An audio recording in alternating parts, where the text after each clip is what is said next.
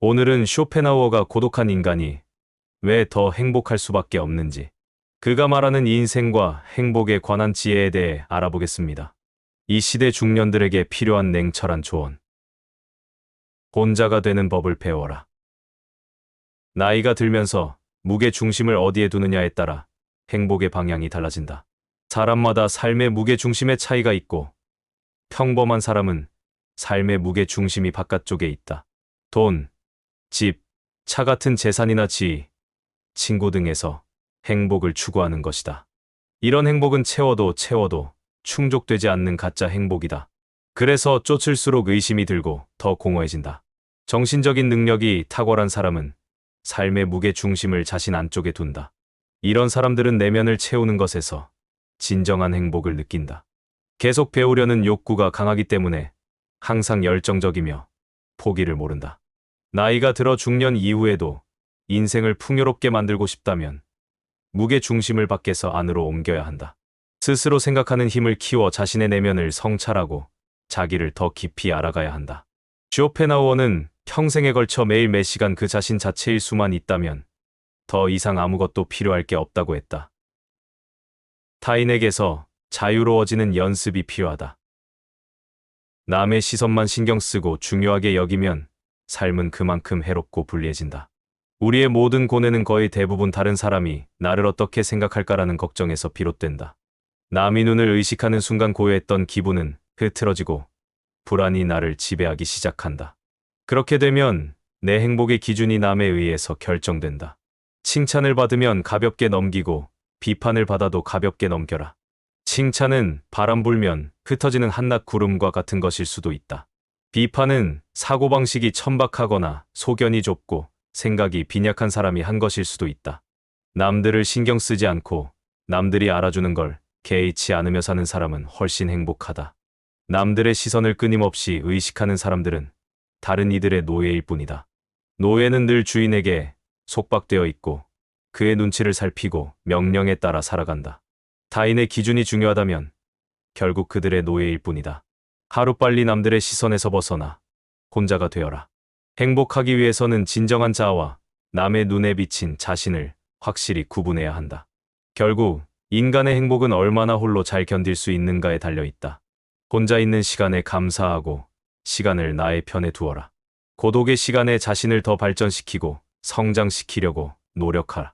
외로움을 다른 사람으로 채우려고 하지 말고 내가 먼저 스스로의 벗이 되어라. 내가 진정 원하는 것이 무엇이고 언제 행복해하는지를 탐구하여 작은 행동의 변화만으로도 행복할 수 있는 사람이 되어라. 스스로가 원하는 나의 모습을 갖추었을 때 애써 티를 내지 않아도 아름다움이 빛을 발하고 주변에 사람들이 모여들 것이다. 내가 꽃이 되면 나비는 자연스럽게 찾아온다. 호감 가는 사람이 되는 걸 포기해라.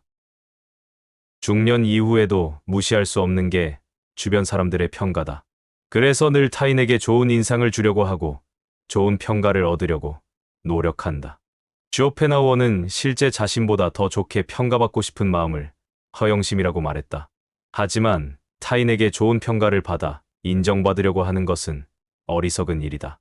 만족되지 않는 허영심은 늘 우리를 불행하게 만든다. 자랑거리가 있더라도 이것을 입 밖에 내기보다는 침묵을 지키는 편이 다른 사람들에게 좋은 인상을 주어 존경을 받게 된다. 쇼펜하우어는 자긍심의 중요성을 강조한다. 허영심이 타인에게 갈채를 받으려는 욕심이라면 자긍심은 마음에서 자신에 대해 내리는 평가다. 흔들리지 않는 자긍심을 갖기 위해서는 자기에게 적합하고 자기만이 할 수 있고 자기에게만 즐거운 일을 찾아야 한다. 뛰어난 재능과 독자적인 가치에 대한 내적인 확고한 신념만이 참된 자긍심을 갖게 하는 것이다. 중년부터는 남의 기대와 욕망에 맞춰 살지 말고 자신의 기준에 맞게 살아야 한다. 자긍심이란 보석을 발견한 순간 인생이 달라진다. 사람은 혼자 있을 때만 진정한 자신이 될 수 있다. 혼자 있기를 좋아하고 스스로 외로움을 즐기는 사람은 뛰어난 정신을 가진 사람이다. 이들은 고독으로부터 두 가지 장점을 취한다. 하나는 타인과 함께하지 않는다는 장점이고 다른 하나는 자기 자신과 함께한다는 장점이다. 고독한 사람은 인간관계에 연연하며 중요하지 않은 것에 정신과 마음을 빼앗기지 않는다. 혼자 사색하는 사람의 사상과 계획은 다른 사람들에게 잘 이해받지 못한다. 천재만이 천재를 알아보듯 진정으로 홀로 자유로운 자만이 깊게 사색하는 사람을 알아볼 수 있다. 타인과의 관계에 연연하여 시간을 낭비하지 않고 한껏 모아둔 정신적 에너지를 내면의 목소리를 듣는 데 쏟는다. 고독을 벗삼는 사람들은 높은 이상의 소유자다. 그들은 땅 위에서 이상을 실현해 보려고 힘쓴다. 높은 이상의 별을 가슴 속에 그리면서 살아가는 그들은 외로울 수밖에 없다. 인간은 마침내 혼자가 되는 것을 통해 자기 자신을 알게 된다. 인간이 고독의 소중함을 모른다면 자유의 소중함도 알지 못할 것이다.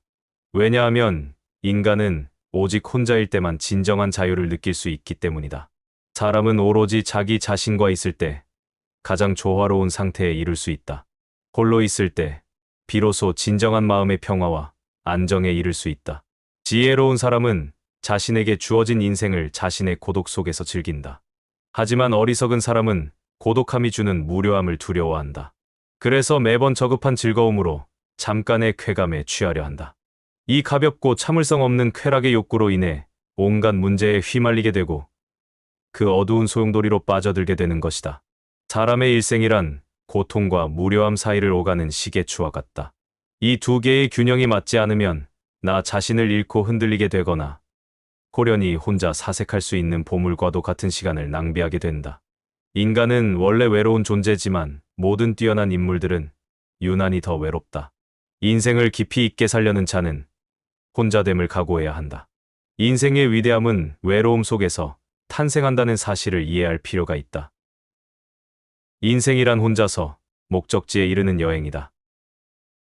인간의 삶은 외부적인 요소에 의해 좌우되는 것이 아니라 자신의 내면에서 비롯되는 것이다.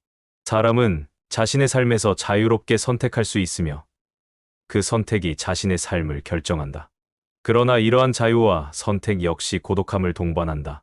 인생에서 우리가 마주하는 거의 모든 문제들은 모호하기 짝이 없고 미래를 예측할 수 없기 때문이다.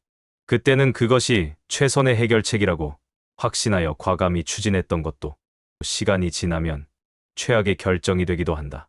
또한 나의 자유는 불가피한 상황에서는 언제든지 제한받을 수 있으며 내가 한 선택이 항상 만족과 행복을 가져다 준다는 보장도 할 수 없다. 그래서 이러한 선택은 때로는 어렵고 고통스러울 수 있다. 이 고통에서 벗어나기 위해서는 자신의 욕망에 충동적으로 따르는 것이 아니라 상황을 분석하고 판단하여 최선의 선택을 내려야 한다.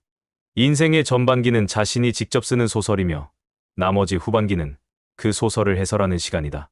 나이가 적을수록 새로운 세상과 폭넓은 이야기를 담기 위해 살아야 하며 나이가 많을수록 자신이 가진 자질과 경험의 깊이를 담아내야 한다. 나라는 한 권의 책이 사람들의 마음속에 회자되며 두고두고 보고 싶은 명작이 될 것인지 아니면 시간의 흐름 속으로 사라질 것인지는 온전히 자신의 몫이다. 인생은 하루하루의 총합이다. 나의 하루를 어떻게 사느냐가 내 인생을 어떻게 사느냐로 귀결된다. 좌절을 경험한 사람은 자신만의 역사를 갖게 된다. 그리고 인생을 통찰할 수 있는 지혜의 길로 들어선다. 삶의 짐이라고 생각했던 것들은 삶의 근간이 될 수도 있다. 할 수 있는 일이라면 기꺼이 하고 견뎌야 하는 일이라면 기꺼이 견뎌내라. 우리는 우리가 살고자 하는 삶이 아니라 살 수 있는 삶을 살아야 한다. 행복은 혼자 이룰 수 있다. 행복이란 일시적이고 변덕스럽다. 사람은 행복을 추구하고 그것을 얻으면 만족감을 느끼지만 그 만족감은 일시적이며 불안정하다.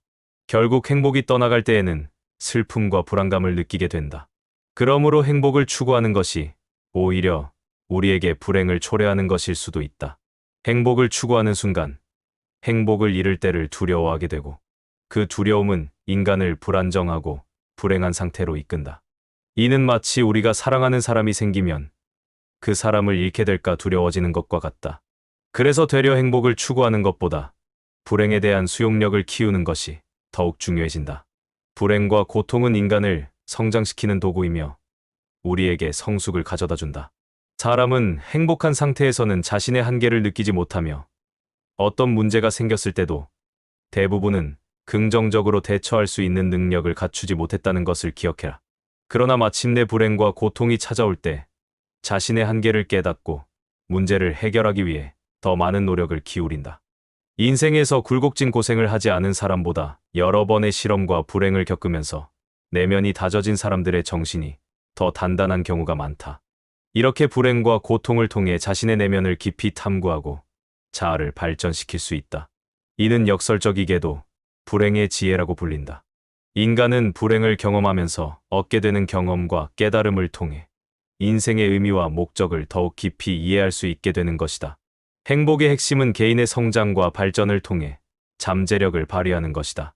사람은 누구나 자신이 가진 능력의 최대치를 발휘하고 내면의 욕구를 충족시키는 것을 통해 진정한 행복을 느낄 수 있다. 이러한 자아 실현을 하기 위해서는 나 자신에 대해 끊임없이 집요하게 관찰해야 한다. 그러기 위해서는 타인의 눈을 의식하는 것을 멈추고 인간관계에 연연하지 않으며 나 자신의 목소리에 집중해야 한다. 타인을 아는 자는 지혜로울 뿐이지만 자신을 아는 자는 명철하다. 이는 다른 누군가가 대신해 줄 수 있는 것이 아닌 홀로 외로이 해야만 하는 작업이다. 이와 다르게 보다 쉽게 우리를 행복하게 해줄 수 있는 일들도 있다. 보통 혼자서 할 수 있는 일상의 평범한 일들이 그것이다. 아무도 만나지 않고 혼자 책을 읽거나 음악을 듣거나 명상을 즐기고 또는 마당을 쓸고 꽃을 바라보는 일과 같은 것들 말이다. 넓고 큰 것을 추구하기보다 작은 것에 시야가 머물수록 행동 범위가 넓은 것보다 좁을수록 행복의 크기는 더욱 커진다. 세상을 넓게 보면 욕망이 커지고 시야와 행동 반경이 넓을수록 욕구가 더 많아진다. 그럴수록 욕구와 욕망을 이루려는 걱정과 불안이 커진다. 많은 재물을 소유한 사람들 중에는 자신을 불행하다고 생각하는 사람들이 많다. 그들은 정신적인 풍요가 주는 외적인 것에 관심을 기울이기 때문에 수많은 재물을 소유했다 할지라도 공허한 영혼을 가진 경우가 많다. 쾌락과 방탕은 정신의 궁핍에서 비롯되는 권태의 일종이다. 이런 사람들이 외관상으로는 부유한 것처럼 보이지만 내면적으로는 몹시 가난한 부류인 것이다. 인간의 행복과 불행을 가르는 것은 객관적인 무언가가 아니다. 단지 그것을 우리가 어떻게 느끼고 받아들이는가에 달려 있을 뿐이다. 자신의 내면을 잘 이해하면 할수록 행복의 땅에 보다 가깝게 접근할 수 있다. 행복은 자기 자신에게 만족하는 사람에게만 존재한다. 행복은 고통을 견디는 것이다. 인간은 행복은 잘 모르지만 불행은 잘 인지한다. 불을 가졌을 땐 모르다가 사라지면 소중함을 깨닫는다. 건강은 잘 느끼지 못하지만 고통은 바로 알 수 있는 것처럼 행복도 그러하다. 갖고 있을 때는 잘 모르다가 잃게 되면 비로소 알게 된다. 쇼펜하우어는 행복한 삶을 위해서는 쾌락을 추구하는 것보다 고통을 줄이는데 힘쓸 필요가 있다고 말했다. 어떤 사람이 행복한지 평가하는 기준은 성공이나 출세가 아니라 정신적으로, 육체적으로 겪는 고통의 정도다. 따라서 지금 고통이 없다면 지상에서 가장 큰 행복을 누리는 셈이다. 세상에 대해 큰 기대를 하지 않으면, 무엇인가 가지려고 질주하지 않으면 괴로운 일은 막을 수 있다. 정신력이 강하면 사람은 고통이 없고 번민이 없으며 마음이 안정된다. 중년부터는 10가지의 행복을 추구하지 말고 한 가지의 고통을 피하도록 해야 된다. 쇼펜하우어 행복론의 핵심은 고통의 원인을 최소화하는 것이다. 쇼펜하우어의 인생론과 행복론은 단순히 우울한 철학으로만 생각되기도 하지만 이를 더욱 깊숙이 들여다보면 우리에게 울림을 주는 부분들이 많은 것 같습니다. 긴 영상 시청해 주셔서 감사합니다. 구독과 좋아요는 영상 제작에 큰 힘이 됩니다.